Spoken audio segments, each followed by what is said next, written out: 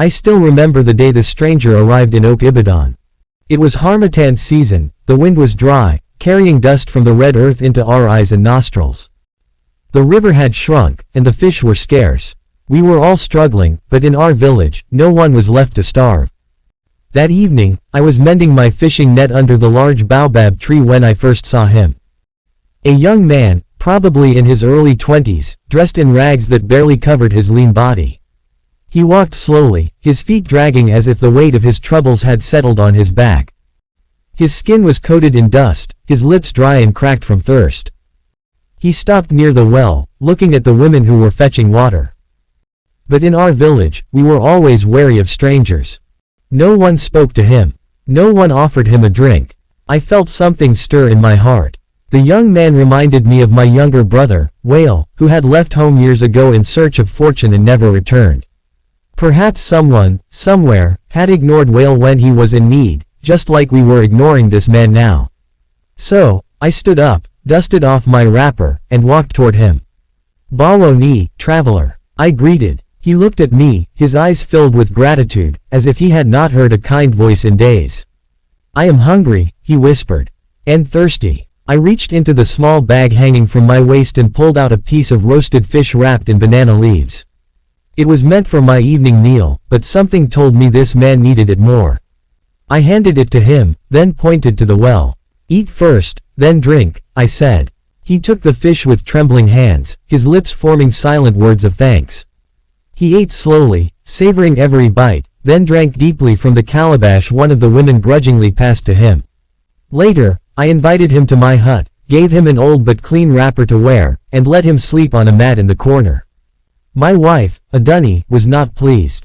"Ayo," she whispered after the man had fallen asleep. "You don't even know who he is.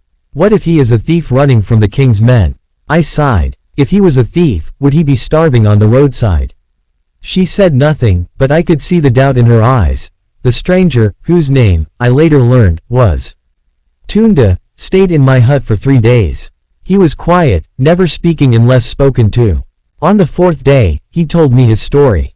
He had once been a wealthy trader's son from a village beyond the hills. But his family had been betrayed by their own kin, and his father was falsely accused of a crime. Their wealth was seized, and he had fled to escape imprisonment. "I have nothing left," he said, his voice heavy with sorrow. "Now, I wander from place to place, hoping to find work and rebuild my life." I decided to help him. I took him to the river, taught him how to fish, and showed him how to mend nets. He was a quick learner, eager to repay my kindness. Soon, he was catching fish on his own, selling them at the market. The villagers, however, remained suspicious. "Be careful, Ayo," the elders warned. "Strangers bring trouble." But I ignored them. Tunda was not troublemaker. He was just a man who had lost everything. Then, one morning, everything changed. A group of horsemen rode into our village, their robes embroidered with golden thread. They stopped at the market square, their leader, a tall, regal-looking man, calling out, "We are looking for a young man named Tunda." The villagers turned to me. I swallowed hard. Had I made a mistake? Had I sheltered a criminal? But before I could speak, Tunda stepped forward, his head held high. "I am Tunda," he said. The leader dismounted and walked toward him. Then, to my shock, he dropped to his knees. "My prince," he said. "We have searched for you everywhere." Gasps rippled through the crowd. My eyes widened. "Prince," the leader continued, his voice thick with emotion. "Your uncle has been exposed for his crimes. The council has restored your father's name and sent us to find you. The palace is yours once more."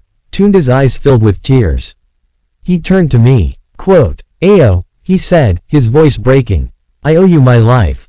I shook my head, still struggling to comprehend what was happening. "No, my friend, you owe me nothing." But he did not forget me.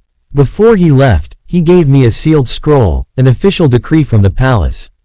When I opened it, I saw words that changed my life forever. "From this day, let it be known that Ayo, the fisherman, is a brother to the royal house.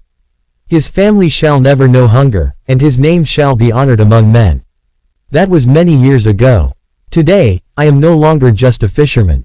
My children go to the best schools, my wife no longer worries about food, and our hut has been replaced by a fine house made of stone. And all because, one evening, I gave a starving stranger a piece of fish. I still sit under the baobab tree, telling this story to young men who pass by, warning them never to turn away a man in need. You never know who he might be. The poor man you ignored today may be the prince who saves you tomorrow.